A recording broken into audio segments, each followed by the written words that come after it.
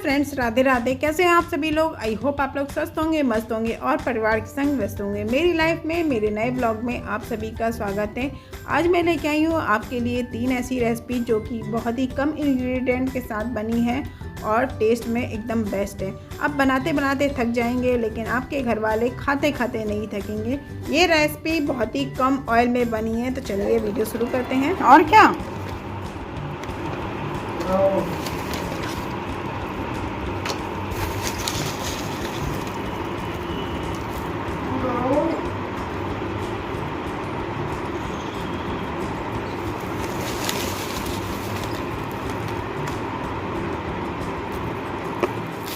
गर्मी का टाइम है और इस समय काफ़ी सारी ऐसी सब्जियां हैं जो कि बेल में लगती हैं। ये इसकी खासियत होती है, ये कम जगह में आ जाती हैं, दीवारों पे चढ़ जाती हैं, तो लगाने में भी बहुत आसान है। ये मैंने तोरई के और इसके अलावा लौकी के बीज मंगाए थे। कुछ बीज मुझे भिंडी के भी खुले उसने दिए थे दुकान वाले ने। अभी तक मैंने केवल खुले वाले बीज ही डाले थे। फर्स्ट टाइम ही ये पैकेट वाले बीज मंगाए हैं। मुझे पता भी नहीं है कैसे होंगे। एक पैकेट में कम से कम 15-20 बीज थे। मैं डाल दिए। मिट्टी डालना, थोड़ी मिट्टी पड़ेगी। हम लगवा रहे हैं कन्हैया से पेड़ लौकी के बीज। अचानक से ही उस दिन कन्हैया आ गया था तो हमने सोचा चलो बच्चों के हाथ से ही पेड़ लगवा लिए जाएं, क्योंकि बच्चों के हाथ से हर चीज़ अच्छी ही होती है। तो ये तो हो गया मेरा गार्डनिंग का काम। इसके बाद चलते हैं हम अपनी टॉपिक की ओर, जो कि है हमारी 3 रेसिपी। जो इसके लिए मैंने 2 कटोरी के करीब सूजी ली है और उसमें मिक्स कर दिया है 1 कटोरी खट्टा दही। और सूजी अच्छे से फूल जाए इसके लिए मैंने 2 कटोरी के करीब पानी मिक्स करके रख दिया है।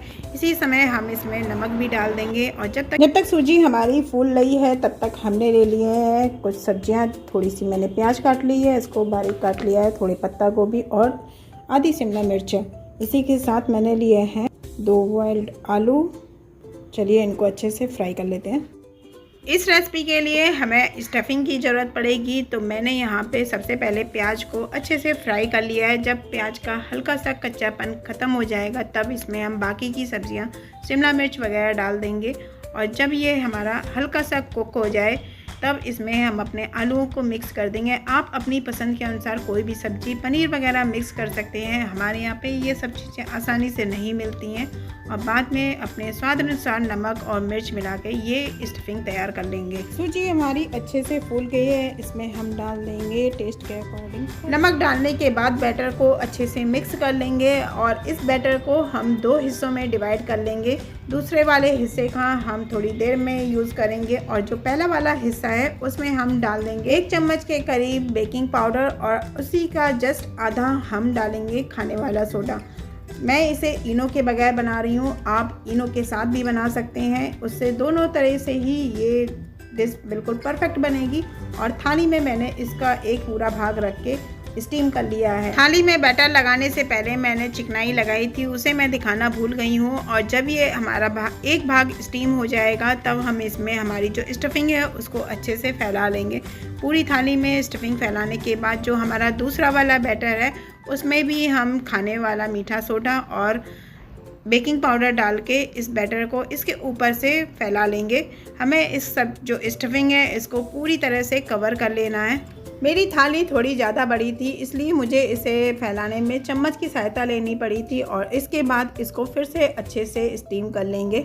बनाते समय तो मैंने इसका कुछ भी नाम नहीं दिया था, लेकिन जब ये मेरी रेसिपी बन गई थी तब मैंने इसे रवा सैंडविच के नाम से नाम दिया था। और ये कुक हुआ है कि नहीं इसको मैंने चाकू या टूथपिक की सहायता से चेक भी कर लिया है और मेरा बिल्कुल भी नहीं चिपक रहा था और ये बहुत ही आसानी से छूट भी जा रहा था थाली से। वैसे इनको आसानी से निकालने की एक ट्रिक है कि जब ये बिल्कुल ठंडे हो जाएं तब इनको निकाला जाए, तो ये बहुत ही आसानी से थाली छोड़ देते हैं। और सारे पीस कट करने के बाद इनको अलग प्लेट में मैंने निकाल लिया। आप चाहें तो इन्हें ऐसे भी खा सकते हैं। ये देखने में बिल्कुल ऐसे लग रहे थे जैसे हमने ब्रेड से सैंडविच बनाए हों और बाद में उसके छोटे छोटे पीस कट कर लिए हों। आपको ब्रेड के जैसी ही इसमें जाली भी दिखाई दे रही होगी, क्योंकि ये हमारे रवा ढोकला सैंडविच हैं। तो इसके साथ एक स्पेशल चटनी भी होनी चाहिए। तो चलिए हम उसके साथ खाई जाने वाली चटनी भी बना लेते हैं। मूंगफली को मैंने अच्छे से रोस्ट कर लिया है और थोड़ा सा बारीक नारियल ले लिया है। तीखे के लिए इसमें 3-4 हरी मिर्च और खट्टे के लिए 2 चम्मच दही डाल के स्वाद अनुसार नमक डाल के इसको अच्छे से पीस लेंगे। ये हमारी बहुत ही टेस्टी चटनी बनके तैयार हो जाएगी। आप किसी के साथ भी खाइए, बहुत ही टेस्टी बनती है। जब चटनी पीस रही थी तभी मैंने अपने नॉन स्टिक तवे को गर्म होने के लिए रख दिया था। इसमें 1 चम्मच के करीब रिफाइंड ऑयल डालकर करी पत्ता और सरसों चटका लेंगे और जब ये अच्छे से चटक जाए तो अपने जो रवा ढोकला है इसके पीस हम रख लेंगे।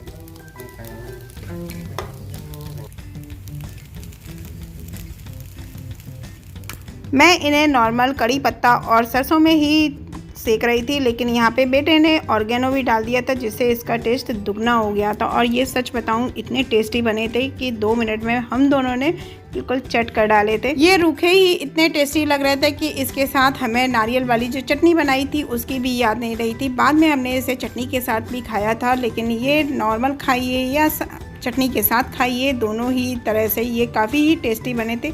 और सच बताएं बच्चे ऐसे आज की रेसिपी ऐसी रेसिपी है जिन्हें आप बच्चों को लंच बॉक्स में भी बना कर दे सकती हैं। ये टेस्टी होने के साथ हेल्दी भी है।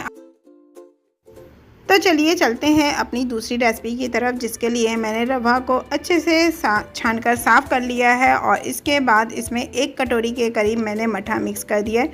ये मेरा रात का रायता था जिसमें भुना जीरा वगैरह सब पड़ा हुआ था, तो उससे कोई टेस्ट में फ़र्क नहीं पड़ेगा।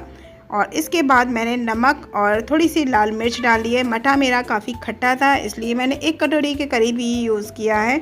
अब नमक के साथ ही हम इसमें मिक्स कर देंगे प्याज, शिमला मिर्च और थोड़ी सी चॉप की हुई पत्ता गोभी।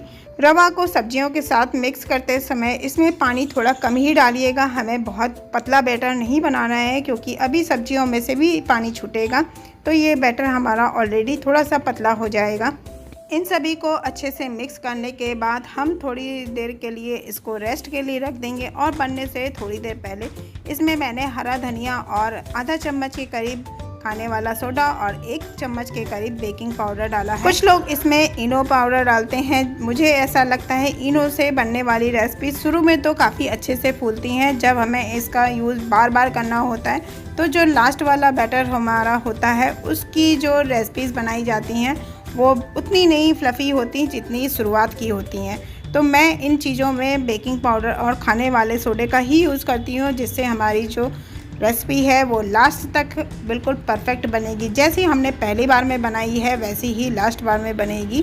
तो चलिए, हमारी सूजी बहुत अच्छे से फूल चुकी है और अप्पे पैन भी हमारा काफ़ी अच्छे से गर्म हो चुका है। इसको अच्छे से ग्रीस करने के बाद हम पूरा चम्मच भर के इसे ऊपर तक भरेंगे। बिल्कुल भी इसे खाली नहीं रखना है क्योंकि हमें ये बिल्कुल बॉल के शेप में अप्पे बनाने हैं। कुछ लोग यहाँ पे इसे थोड़ा खाली रखते हैं जिससे ये बिल्कुल पिटके हुए आधे शेप में बनते हैं, वो बिल्कुल भी अच्छे नहीं लगते। मार्केट में बिल्कुल गोल गोल मिलते हैं, फिलहाल यहाँ हमारी तरफ तो मिलते ही नहीं है। मैं इन्हें घर पे बना के ही अपने खाने का शौक़ पूरा कर लेती हूँ और इन्हें मुझे गोल बनाने के लिए मैंने इसमें एक्स्ट्रा ही भरा है और जब हम इसको पलटेंगे तो इसमें अंदर का जो बैटर है वो थोड़ा बाहर की ओर आ जाएगा और जिससे ये बिल्कुल देखिए गोल परफेक्ट बिल्कुल बॉल के जैसे बनके तैयार हो जाएंगे। कोई भी अप्पे आपको बिल्कुल खाली नहीं देखेगा। तो चलिए प्लेटिंग कर लेते हैं। मैंने प्लेट को थोड़ा सा आज डेकोरेट कर लिया था। पुराने लोग कहते थे ना कि खाना अच्छा ना होने पर खाने का अगर प्रेजेंटेशन काफ़ी अच्छा हो तो भूख लग आती है, लेकिन फ़िलहाल मेरा खाना भी अच्छा है और मेरी थाली भी अच्छी है। ये रवा अप्पे जितने क्रिस्पी दिख रहे हैं खाने में उतने ही टेस्टी बने थे और बिल्कुल परफेक्ट अंदर तक क्रिस्पी और मज़ेदार थे। तो चलिए चलते हैं अपनी तीसरी और लास्ट रेसिपी की तरफ। बैटर हमारा वही सेम रहेगा जो हमने अप्पे के लिए लिया था और उसके बाद मैंने एक सैंडविच मेकर को अच्छे से ग्रीस करके गरम कर लिया है। हमारा जो बैटर है उसको हम अपने सैंडविच मेकर में अच्छे से फैला लेंगे। मैंने इसमें सारी सब्जियां वगैरह डाली हुई हैं, इसलिए मैंने इसमें आलू की स्टफिंग नहीं करी है।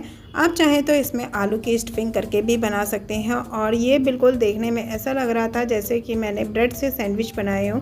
बारिश के टाइम पे कुछ बढ़िया और चटपटा खाने का मन हो और ऑयली खाने का मन ना हो तब आप ये रेसिपी बना के खाइएगा। ये कम ऑयल में बहुत ही हेल्दी और टेस्टी रेसिपी बनके तैयार हो जाती है। मैंने इस रवा सैंडविच को दोनों तरफ से पलट पलट के धीमे गैस पे ही सेका है ताकि ये हमारा अंदर से अच्छे से कुक हो जाए और बिल्कुल क्रिस्पी भी बने। धीमे गैस पर सेकने के कारण ये रवा सैंडविच हमारे बाहर से बहुत ही क्रिस्पी बने थे और अंदर से ये बिल्कुल सॉफ्ट थे। बिल्कुल माउथ वाटरिंग सैंडविच बनकर तैयार होते हैं। हर तरह से लाल होने के बाद चलिए हमने इनको निकाल लिया है और मेरा ये थोड़ा सा बीच में से जॉइंट था, बाकी देखिए हर तरफ से बिल्कुल ये सिक चुका है। किसी गेस्ट के आने पर अगर आप ये सैंडविच बना के देंगे तो सच बता रही हूँ वो पहचान ही नहीं पाएगा ये आपने रवा से बनाए हैं।